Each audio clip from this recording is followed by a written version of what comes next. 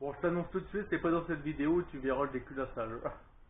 Bah voilà les petits achats, voilà les malheureux petits achats que j'ai fait avec l'essieu que j'ai revendu. Voilà, c'est parti là-dedans.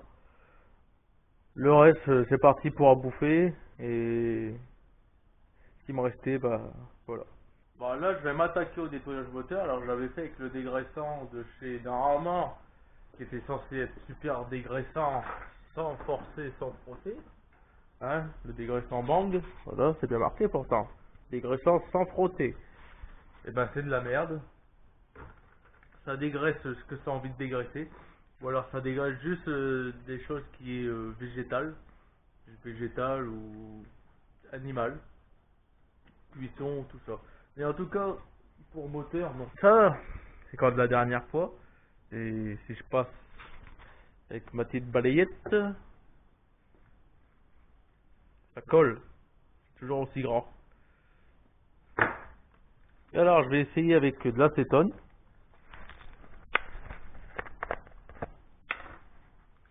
Ce bidon là, il est quasiment il est vide. Et je vais voir s'il y a déjà une différence.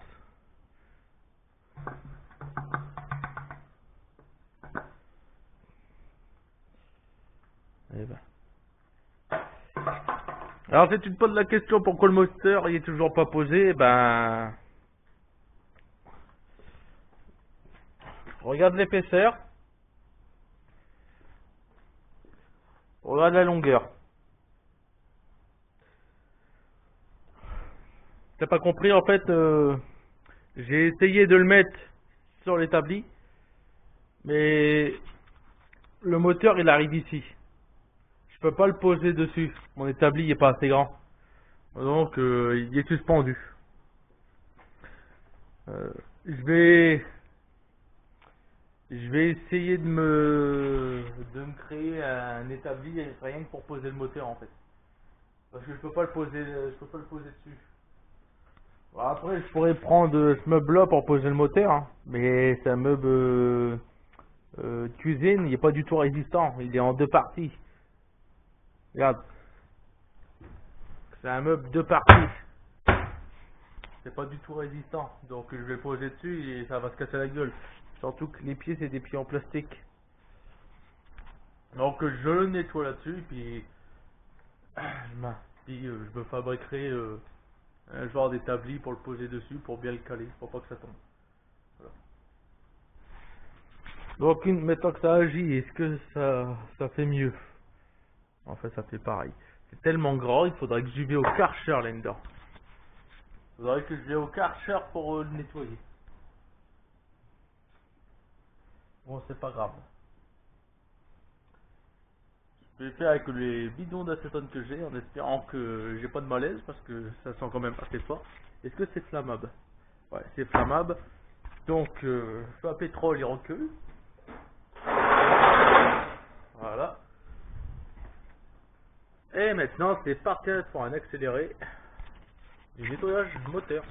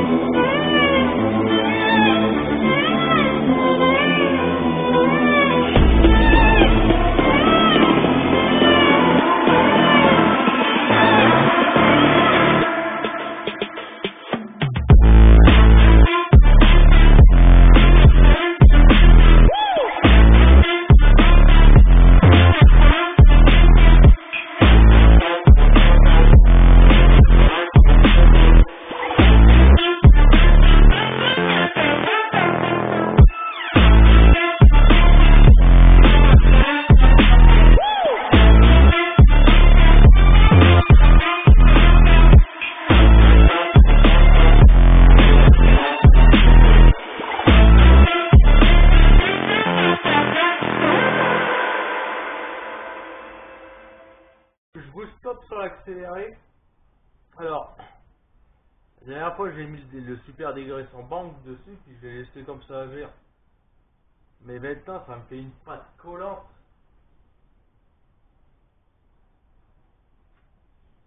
Je sais pas si on le voit correctement.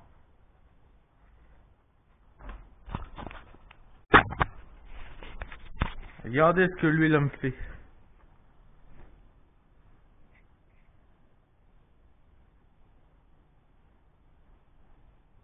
Elle me fait tout des filaments. Regardez. Donc je peux te dire que c'est la merde pour le nettoyer.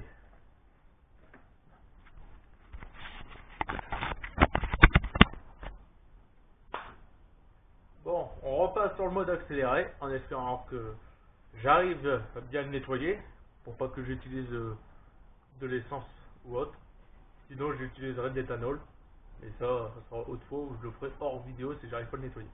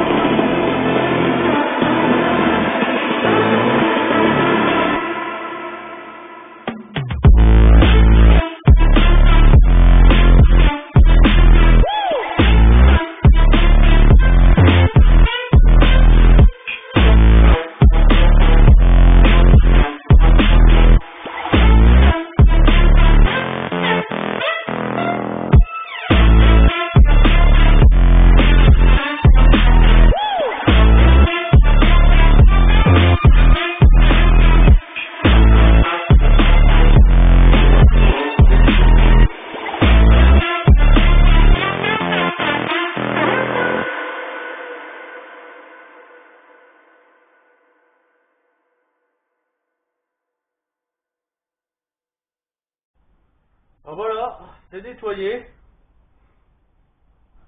Non, je plaisante. Bon, j'arrive pas avec que ça soit l'acétone, et en plus l'acétone, je le sens, ça commence à me piquer des doigts. Que ce soit avec le bang super dégraissant, ça marche pas. Et j'ai encore un fond d'essence qui était prévu pour ma moto. Je vais le foutre dans une bouteille à spray et je vais le pulvériser dessus directement. Mais ça, il faut que j'éteigne le feu à pétrole. Parce que sinon, j'ai arrêté de s'enflammer ici.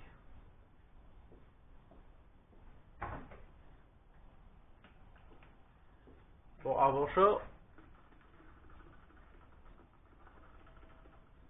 j'ai vidé ce produit qu'il y a dedans directement.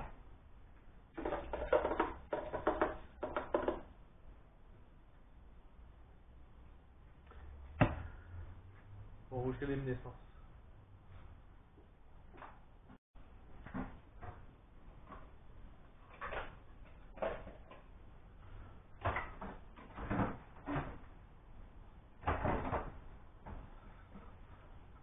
Voilà.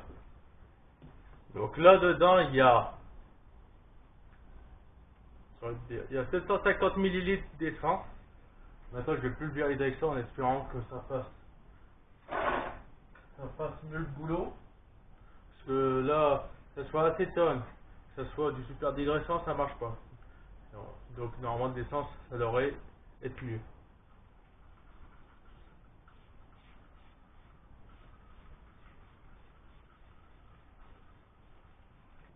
Tant qu'à faire, vu que là c'est quand même des microparticules d'essence qui est en train d'être pour le pulvériser, pour éviter de respirer, ça serait pas mal aussi.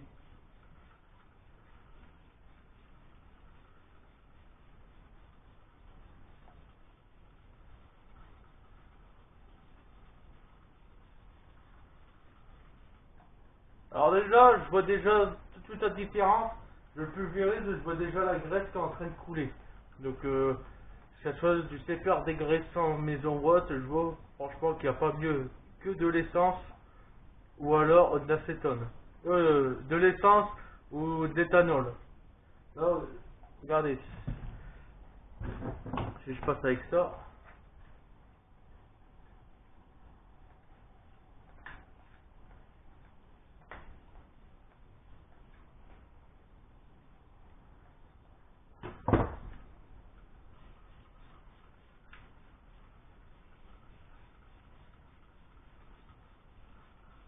Vous voyez comment ça coule? Et là, ça coule tout de suite. Donc, je vais remettre des gants, je vais retrouver un autre chiffon moins dégueulasse que lui que j'avais, parce que lui que j'ai là, il est tout graisseux et autres.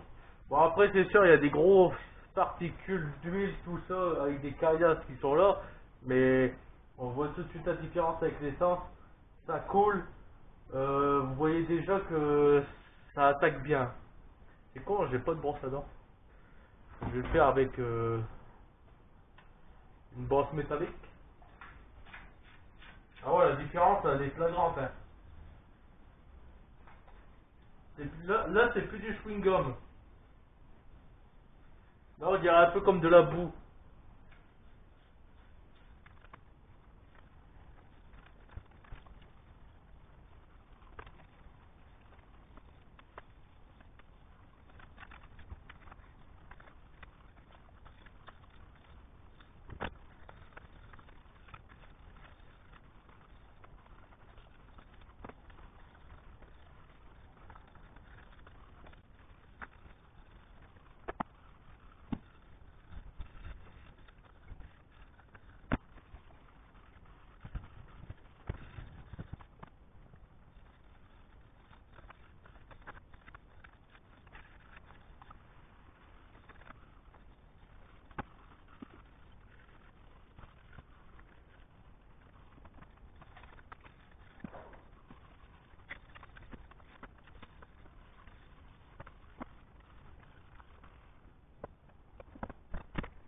Bah voilà, malheureusement là je n'ai plus d'essence, donc il va falloir que je rattrape ça quand le couvre-feu ne sera plus.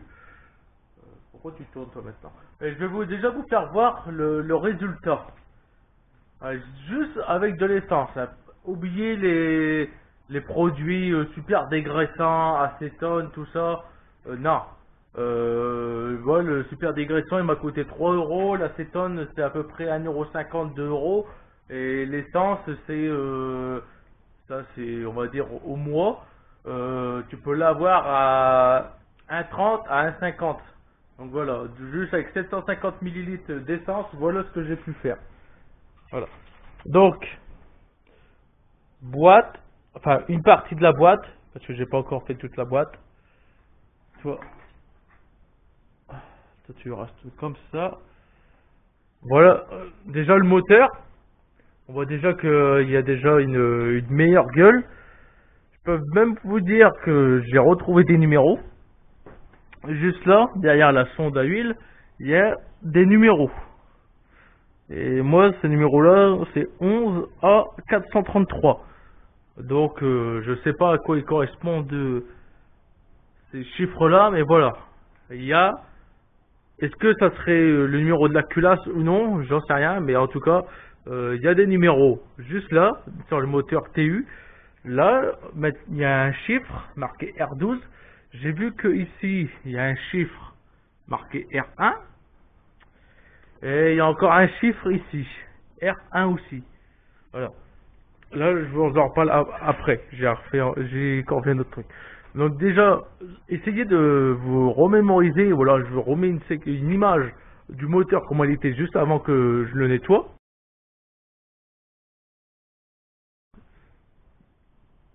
Et regardez maintenant. Et là, c'est que avec de l'essence et la brosse métallique. Et la brosse métallique, c'était surtout en fait pour diluer, diluer l'huile. Ouais. C'était surtout pour diluer l'huile, pour la désépaissir. C'est parce que juste au contact avec de l'essence, ça coulait. Mais on voit que là, c'est quand même beaucoup plus sain. Bon, il y a des endroits où je peux pas y passer, il va falloir que je revienne dessus avec une brosse à dents. Malheureusement, là, le bas, je l'ai pas fait, j'ai attaqué plus le haut. Mais bon, ça l'a quand même bien bouffé. Comme vous regardez, là, ça fait un genre de sablage.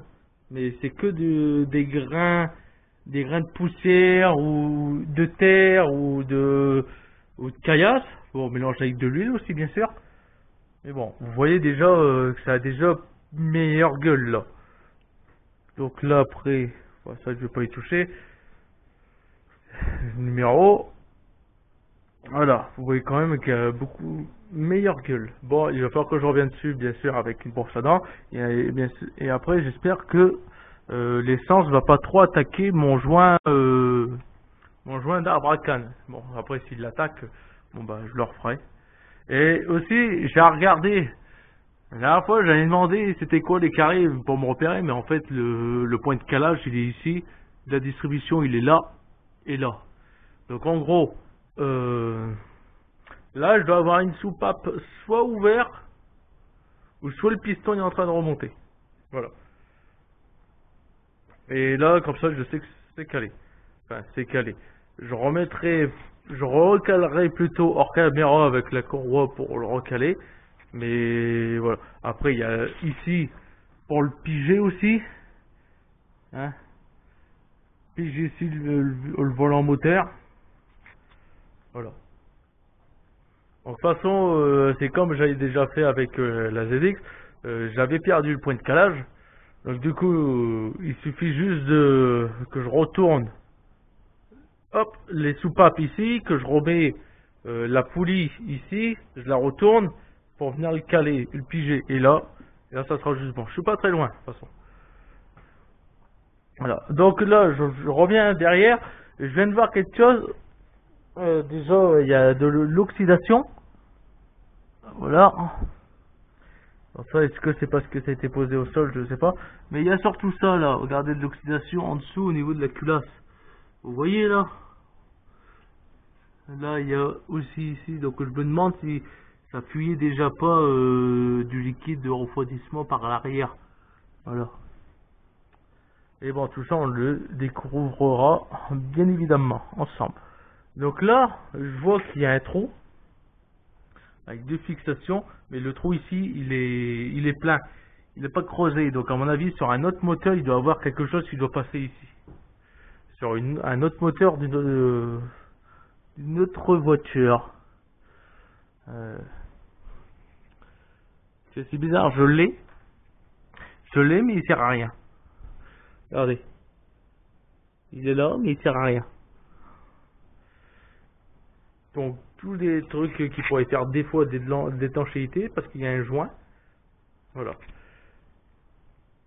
Bon, bah là, il n'y a pas rien à dire sur ce moteur, en attendant que, bien sûr, il me reste plus qu'à renettoyer vite fait. Enfin, renettoyer vraiment proprement pour pouvoir attaquer le démontage. Voilà. En tout cas, merci à vous d'être de plus en plus nombreux à vous abonner sur la chaîne. Ça me fait plaisir. Merci à vous. Grâce à vous, je peux enfin faire des projets comme ça.